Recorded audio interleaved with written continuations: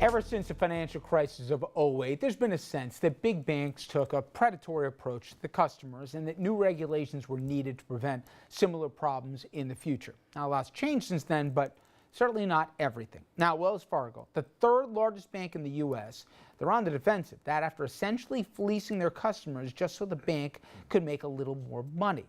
Now, bank employees, they created 2 million customer accounts that their customers never authorized, or for that matter, even knew existed. But they charged fees on those accounts, generating $1.5 million for Wells Fargo. 5,300 employees were pressured to open those accounts. That same number of workers, by the way, were later fired. The bank has been fined $185 million, paid out more than $2.5 million to the customers, and set aside another $5 million for restitution.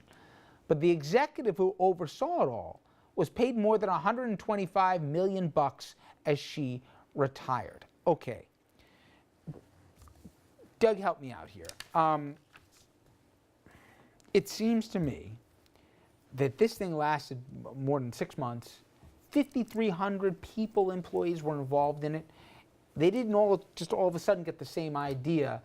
This was spread out over various branches all over this country here. There should be outrage, but who should we direct it to? And is $185 million enough of a disincentive that another bank won't try it? Rich, first off, is anybody shocked?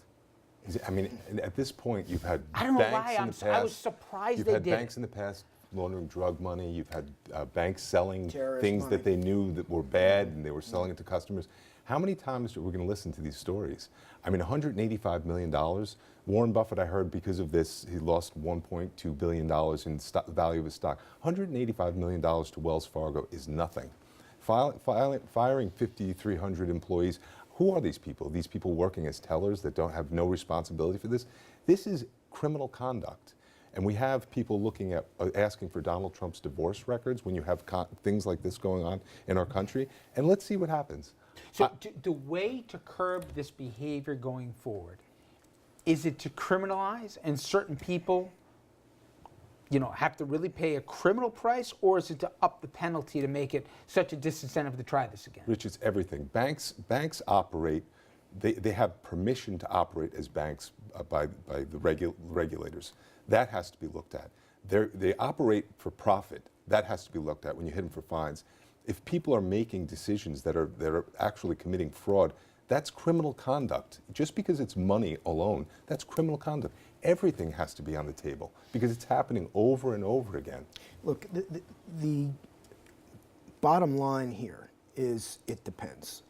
You have to have high-level managers, employees, and corporate officers who are in the know, who are actively promoting this or at least tacitly condoning this in order to hold, A, the corporation criminally liable through the principle of vicarious liability. I get this, but in answering the question, I don't know if Mark, they do. though, There was a to have compensation that structure. scope of participation. But there was a compensation structure in place where they there was would a get pressure you had to make bonuses the numbers, and to make the numbers, right. somebody figured out a way to do this, and they probably passed along. But how could it go? I guess my point is, even if you can't go up to the executive suite level, there's no way that this thing could go on for more than 6 months with 5,300 employees being involved that we know of. I don't know the the answer buck to that. can't stop higher up the food chain. If it stops higher up the food chain, and as far as I've read on this, and I've read only a few articles in various law journals about it, there's been no insinuation that upper-level corporate officers knew about this or condoned it or But to actively curb did it. the practice Could be going rogue forward, employees.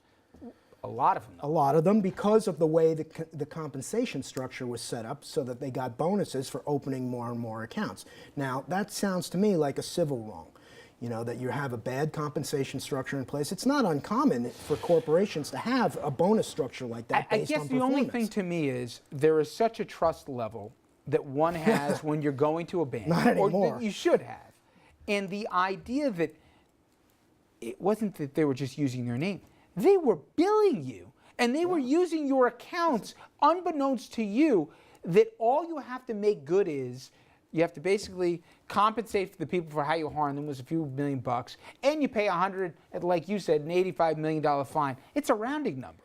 And to me, the shareholders, they've been impacted by this in terms of valuations of their stock holdings, a whole bunch of things. There's no question. I just don't think the punishment so far, if it doesn't go further, fits a crime. Okay, when we come back, Should 9/11 families be allowed to sue Saudi Arabia?